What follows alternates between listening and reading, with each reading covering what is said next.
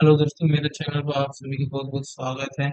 आज मैं आपको भूमि विक्रय इकरारनामा के संबंध में बताने वाला हूँ।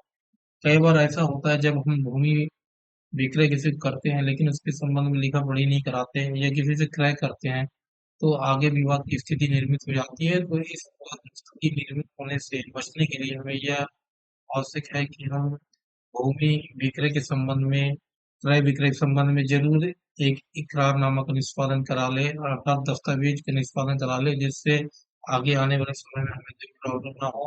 मान लीजिए आप रजिस्ट्रार के यहाँ ही जाते हैं, विक्रय के संबंध में विक्रय पंजीयन कराते हैं भूमि के बारे में, तो अगर आपके पास दस्तावेज हैं तो आप उसके माध्यम से करा सकते हैं। या कोई पैसा ही बकाया है जो भूमि के संबंध में आधा ही दिया गया हो और बाकी आपको क्रेता ने नहीं दिया है, तो विक्रेता उस संबंध में विवाद ला सकता है। इसी प्रकार क्रेता भी विवाद ला सकता है। मान लीजिए विक्रेता को पूरा पैसा दे दिए, इसके बाद भी भूमि का पंजीयन क्रेता के नाम से नहीं करा रहा है, तो इसलिए दस्तावेज का निष्पादन बहुत ही जरूरी है। उसी के संबंध में मैं आपको ड्राफ्टिंग के बारे में बताने वाला हूँ। तो सबसे पहले जान लेते हैं विक्रेता और क्रेता होता क्या है। विक्रेता, मान लीजिए कोई जमीन है जिसको जिसका स्वामित्व उसको प्राप्त है, कब्जा प्राप्त है और अ, उसके नाम से राजस्व अभिलेख में नाम दर्ज है। तो विधिक रूप से अगर वो उसका स्वामी है तो वो अपनी जमीन अगर बेच रहा है तो वहाँ वो विक्रेता कहलाएगा। तो विक्रेता का यहाँ पर आप सबसे पहले नाम डाल लेंगे। मान लीजिए आप एक्स वाई जेड कोई भी जो नाम हो वो लिख लेंगे, उसके बाद उम्र लिख लेंगे यहाँ पर।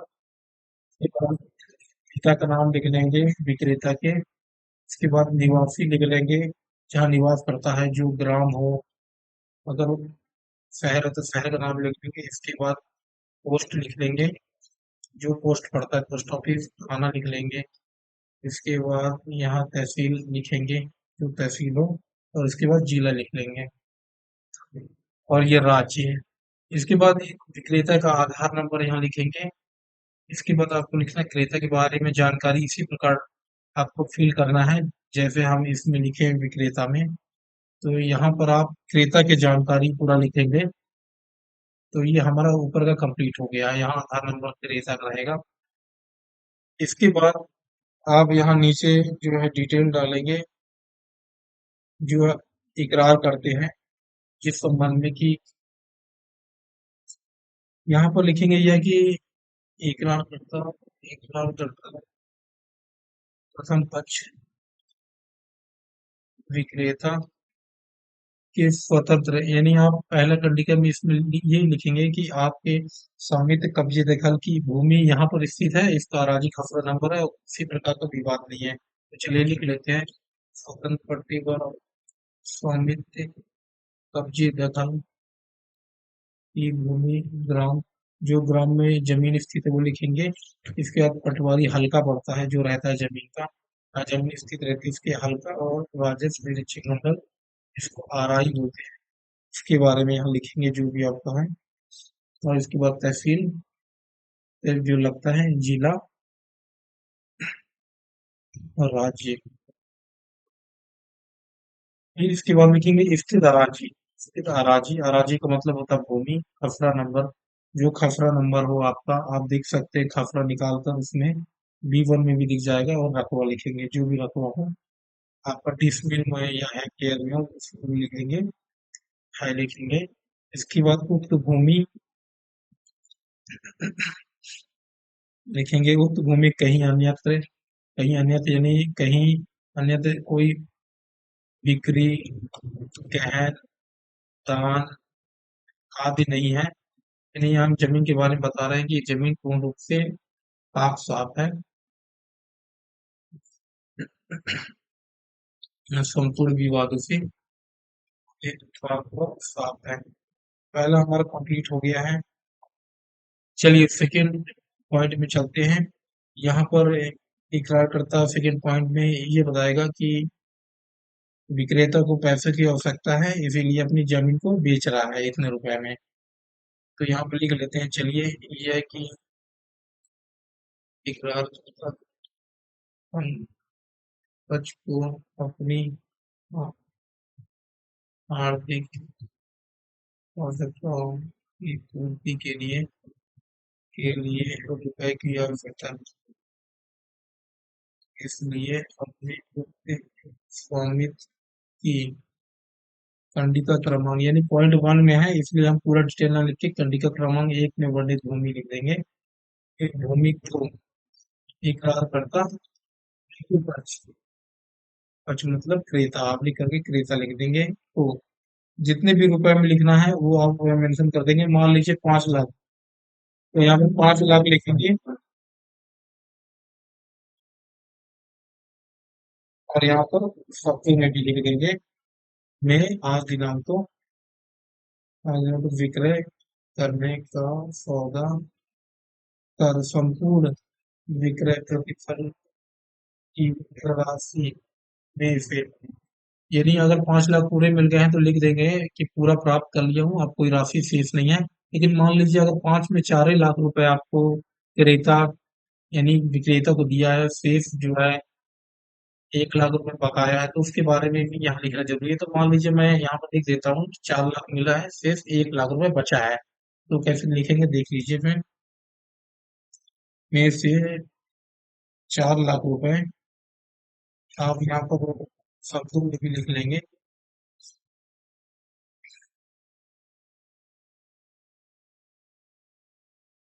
आज दिनांक को इकरार करता द्वितीय पक्ष से प्रथम पक्ष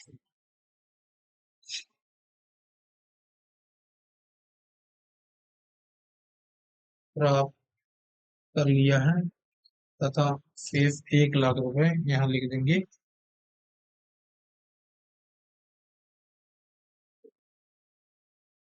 ये विक्रय पंजीयन के समय द्वितीय पक्ष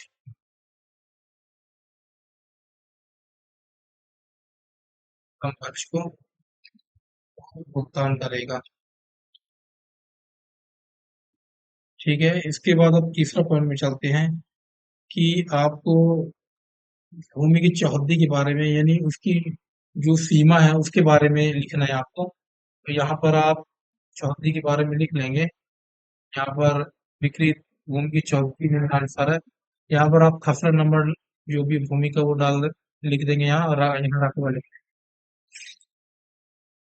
और यहाँ पर देखिए भूमि तो उत्तर में किसकी भूमि है या किसका मकान है वो आप लिखेंगे, या बगार है वो लिखना है यहाँ पर। इसके बाद दक्षिण में भी इसी प्रकार, पूर्व में पश्चिम में लिख लेंगे यहाँ। तो यहाँ पर ये भी लिख देंगे, मान लीजिए आपको अंश रखना रकबा कुछ बेचना है तो यहाँ अंश रकबा के बारे में लिख देंगे कि का अंश रकबा अगर मान लीजिए 100 डिसमिल है तो उसमें 40 बेचे तो यहाँ 40 डिसमिल मेंशन कर देंगे।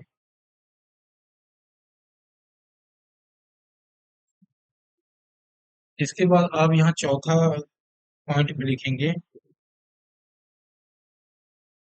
ये चौथा पॉइंट पे आ जाते हैं, ये है कि इस विक्रय अनुबंध के निष्पादन के पश्चात प्रथम पक्ष स्थित भूमि के संबंध में किसी अन्य को ना तो पुनः विक्रय करेगा और ना ही विक्रय अनुबंध निष्पादित कराएगा। इसलिए ऐसा लिखे क्योंकि मान लीजिए भूमि को विक्रय करने के पश्चात ये किसी अन्य भूमि को ये इसी भूमि को किसी अन्य को विक्रय कर देता है, तो उसके संबंध में ये लिखा गया है। पांचवा में आ जाते हैं यह कि प्रथम पक्ष विक्रेता विक्रेता द्वारा उक्त भूमि पर क्रेता को कब्जा दखल इसमें लिख देंगे। अगर कब्जा दखल भूमि पर सौंप रहे हैं तो इसके बारे में मेंशन करेंगे, दखल हुआ मालिकाना अधिकार अधिकार उक्त शेष बकाया, यानी बाकी पैसा जब विक्रेता प्राप्त कर लेगा क्रेता से तभी सौंपेगा। बकाया विक्रय प्रतिफल की राशि प्राप्त करने के पश्चात सौंप देगा। इसके बाद छठवा लिखेंगे यह कि इकरार करता इकरार करता प्रथम पक्ष विक्रेता विक्रेता द्वारा यदि किसी कारणवश उपरोक्त विक्रय शुदा भूमि का पंजीयन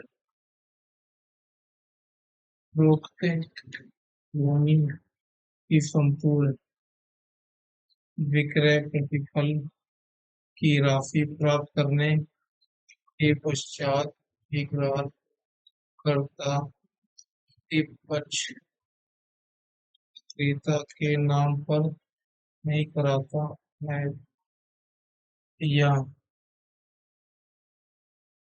उस भूमि का विक्रय पंजीयन कराने में व्यतिक्रम करता है तो इकरारकर्ता द्वितीय पक्ष क्रेता को यह अधिकार होगा कि जरिए उसके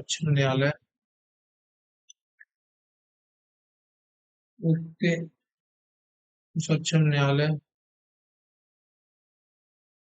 भूमि का पंजीयन अपने नाम पर वाद संस्थित कर करा लेवे जिस पर वे वाला समस्त खर्चों की जिम्मेदारी प्रथम पक्ष विक्रेता की होगी जिस पर विक्रेता को उसकी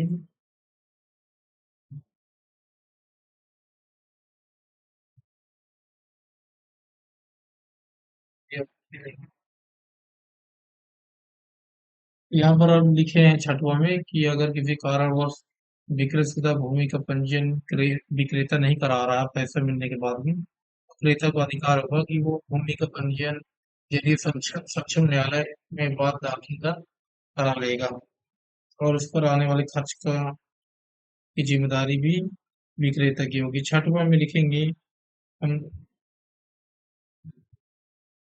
कि यह कि उक्त विक्रय इकरारनामा में अंकित तथ्य उभय पक्ष के वारिसानों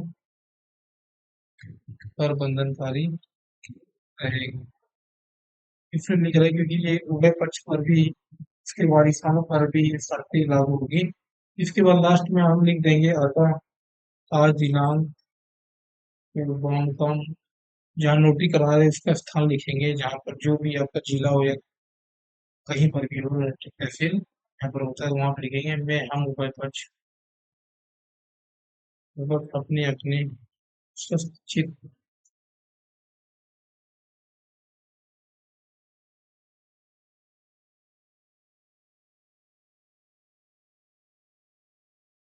बिना किसी भय दबाव प्रलोभन के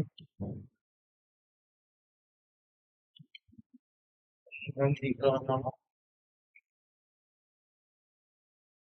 लिखे